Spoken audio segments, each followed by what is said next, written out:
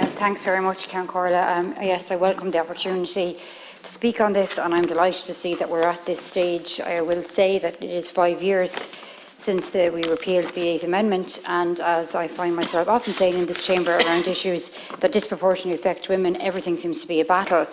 And if it wasn't for the women and the advocacy groups that continue that battle, would we actually be here?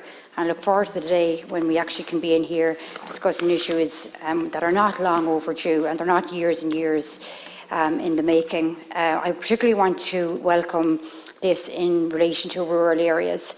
My own constituency is a good mix of urban and rural, and I will say that there is, I suppose, lots of areas where there is no services being provided, and I'm not even necessarily talking about hospitals, but just from a GP point of view. So if you have a situation where it is kind of known, I suppose, that there is only 1 or 2 GPs providing this service in a rural county or in a part of a rural constituency, then that can very much become the target for protesters. And it is very difficult for a woman in this situation. I do want to just stress that any woman in that situation does not make that decision lightly. And sometimes people who have a very different view on this debate, and they're entitled to that view, talk about it as if, somehow people will be lining up for a termination. That's not the case. So if you're going into a very rural area and you are met with a bunch of protesters, that is extremely intimidating, and it's totally unfair. And what other area of healthcare would we tolerate that in? I would say probably nothing else. So it's totally and utterly unacceptable.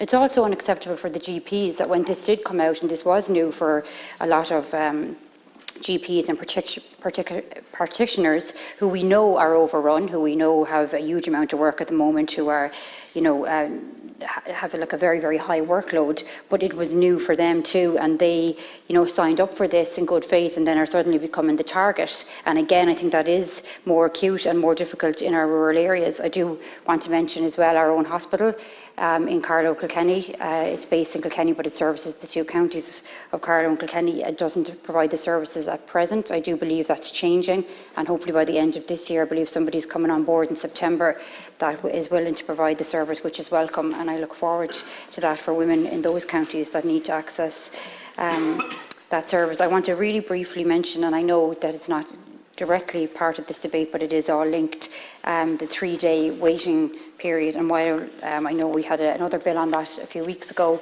and I was glad to see was passed. The reason I want to mention that and link it is because that also, I think, is a deterrent to some GPs, particularly where they are under pressure. A lot of people will tell you now, ring in a GP for any service. You nearly have to try to be scheduling your illness in advance, and that's not the fault of the GPs. It's just the way, unfortunately, things have become with the shortage.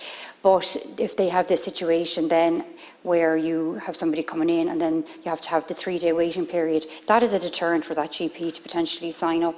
Also, that's one part of the argument. My main issue and difficulty with that is the fact that it's the total distrust of women, that somehow, you need extra time to consider this or think about this. Again, I just don't believe we would see this if it was an area of men's healthcare, and it just goes back to that same sort of a mindset, that distrust all the time. So I look forward to that legislation progressing as well, and the removal of the 3-day waiting period. But I do want to welcome this, and I do think that it is positive, and I'm glad you're bringing it forward, Minister. It is long overdue, but at least we're at this stage, and hopefully it will progress rapidly now to all the rest of the stages, so that we can actually see it up and running and in practice, and be of benefit to women in those vulnerable situations, and to the medical professionals as well, who deserve to be able to go about their business. And just in my last few seconds, the reference to protests, and someone has been on various protests over the years over various things. I always welcome people's right to do that, but I do believe actually that outside this House is the appropriate place, because the vast majority of protests are somewhat linked with legislation and policy, and they have absolutely no business and no place intimidating people outside GP or other medical services. And you really need to come to I suppose, where the decisions are being made. So for people who want to protest, outside this building is where they should be, not outside intimidating women. Thank you, Count Corla.